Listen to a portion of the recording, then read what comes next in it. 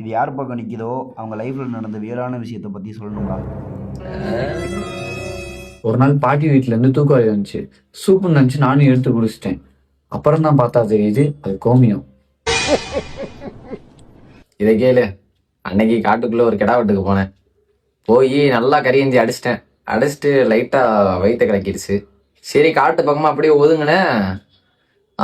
தண்ணி எடுத்துட்டு போக மறந்துட்டேன். அப்படியே ஒரு தம்பி போனான் அந்த பக்கம். அவனை கூப்பிட்டு போடா தம்பி போய் தண்ணி மட்டும் ஒரு கப்ல எடுத்துடா அப்படின்னு சொன்னா ரசத்தை எடுத்துட்டு வந்துட்டான். அப்புறம் என்னடா பண்ண? வீட்டு போயிட்டேன்.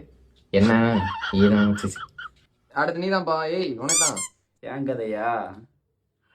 ஒரு நாள் நான் யாரோட வீட்டுக்கு யாருக்கும் தெரியாம போயிட்டேன்டா.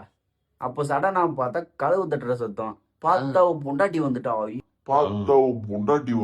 ஐயோயோ எனக்கு தூக்கி போட்டுருச்சு. நல்ல வேளை என்ன பார்க்கல.